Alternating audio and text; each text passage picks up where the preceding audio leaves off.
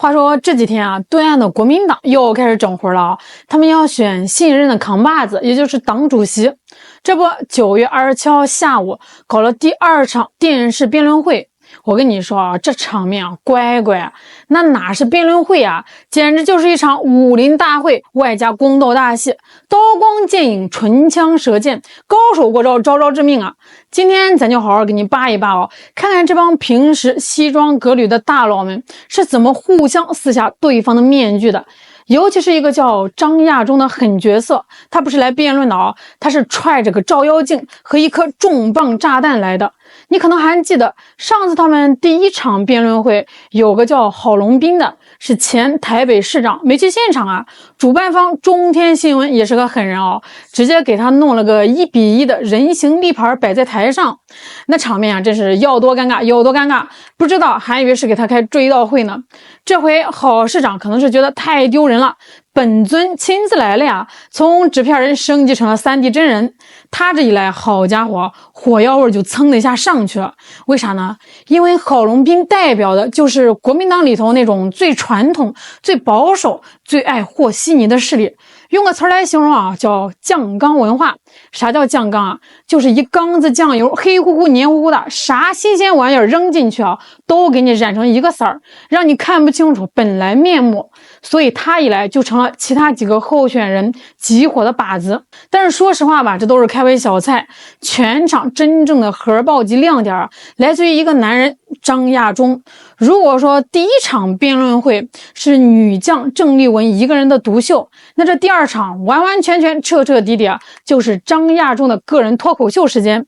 这哥们儿一上来啊，就没打算跟谁客气，开场就是火力全开，跟个机关枪似的呀，哒哒哒哒的扫射全场。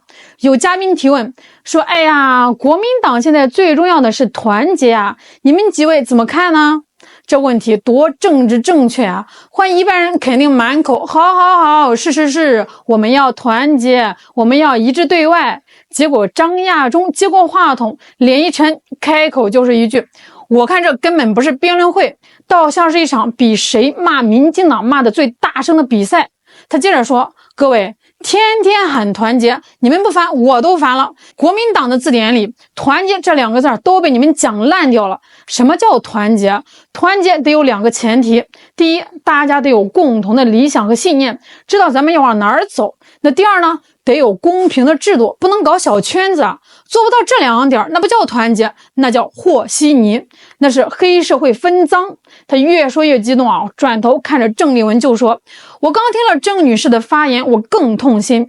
你说我们要顺应主流民意，政党的责任是引导民意，不是跟在民意屁股后面跑。如果今天台湾的主流民意是台独，请问咱们的中国国民党是要团结在台独的大旗底下吗？”这话问的掷地有声啊！他最后总结：别再喊团结了，国民党今天为啥团结不起来？就是因为没有一个核心的理念和价值。你们的团结都是团结在权贵底下，团结在有钱有势的人周围，这种团结有什么意义？这番话啊，说的那叫一个酣畅淋漓啊，直接把国民党那块写着团结2字的遮羞布啊，一把给扯了下来，扔在地上用脚踩。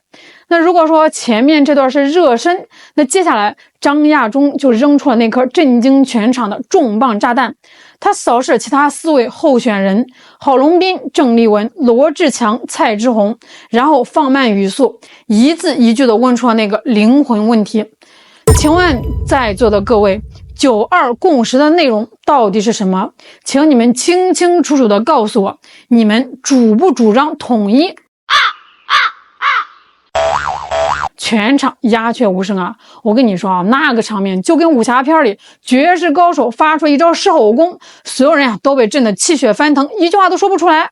张亚中看他们没人敢接招，继续追问啊。他说：“如果你们还认为9·2共识就是一个中国，各自表述，就是维持现状，那你们凭什么站在这里侃侃而谈你们的两岸政策？这不是开玩笑是什么？如果你们连9·2共识的根儿都搞不清楚，凭什么说你们能解决两岸的难题？凭什么说你们能带来和平？国民党开这个玩笑已经开了10几年了，天天在拖，天天在混，天天在骗老百姓。最后呢，他看着那几个脸色铁青的对手啊，做了一个轻蔑的总结：我问的最后一个问题，统一问题，你们全都躲开了，没有一个人敢回答。而第一个问题，团结问题，你们全都答错了。各位，这就是照妖镜啊！张亚中这个问题啊，就像一面镜子，直接照出了其他几位候选人的真实底色呀。他们平时说的是天花乱坠，又是亲美，又是和中，又是保台，但一问最核心的统不统一的问题，全都变成了缩头乌龟啊！这说明什么？说明这帮国民党主席的候选人骨子里就是不统，而不统拖到最后其实就是独。这跟民进党有什么区别啊？唯一的区别可能就是民进党呢是极独，他们是缓独，50步笑百步而已。要说当天辩论会上表现最差、最像小丑的，那非郝龙斌莫属。他提出一个口号叫"和中不舔"，这个词儿听着就别扭啊，结果立刻就被郑丽文给怼了。郑丽文说，郝市长不是和中，而是和陆，中国和大陆一字之差，谬之千里。这下就显得郝龙斌没水平。更有意思还在后头呢，郝龙斌可能是觉得自己的辩论不行啊，就想了个歪招，搞起了道德绑架。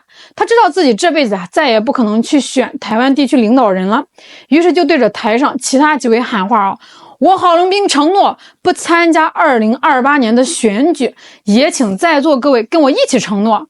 他想用这招把其他有野心的人给框住，结果呢又被张亚中抓住了。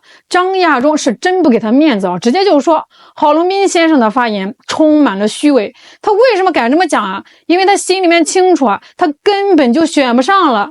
张亚中接着说，我们设计一个公平的制度，是希望更多有才能的人来参加。我知道你们在座很多人都说不参加2028，但是因为你们知道自己几斤几两，根本就选不上。你们这不是高尚，是绝望。这话骂的太狠了，脸都给撕破了呀！但是最奇怪、最魔幻的事情发生了。虽然这个郝龙斌在辩论会上笨嘴拙舌、丑态百出，继续扮演那个和稀泥的角色，但是辩论会结束后，他的民调支持率居然冲到了第1。你说这邪不邪门？这背后明眼人都看得出来是国民党内部的老旧势力在操作。那些所谓的人头党员、组织票在发挥作用他们宁愿选一个糊涂虫，也不愿选出一个明白人，因为糊涂虫好控制能继续维持他们那个酱缸文化的利益分配。所以这么一个不堪的郝龙斌，反而最有可能成为下一任国民党主席。你说这样的国民党还有什么期待可言呢？张亚中在辩论会上的最后说了一段非常有远见，也让人感到悲凉的话。台湾的头上也有一座堰塞湖，全世界著名的媒体跟智库不断的在提醒我们，这座堰塞湖可能就快崩了，连2028年可能都等不到。这是一个非常形象的比喻国民党这帮人还在为了一把破椅子争的是头破血流，却没有人关心头顶上那个随时会崩塌的堰塞湖。但我想问的是，张先生还是太乐观了。问题是，真的还有2028吗？我看2026年可能就是大限了。所以这场辩论会给我们提供了一个最清晰的视角。如果还有人把两岸和平、把统一的希望寄托在现在这个国民党身上，那将是一个彻头彻尾的战略错误。他们不是解决问题的人，他们本身就是问题的一部分。好了，今天就聊到这儿了。这一出戏你们对国民党有啥看法呢？欢迎在评论区聊聊我是小懒，我们下期再见。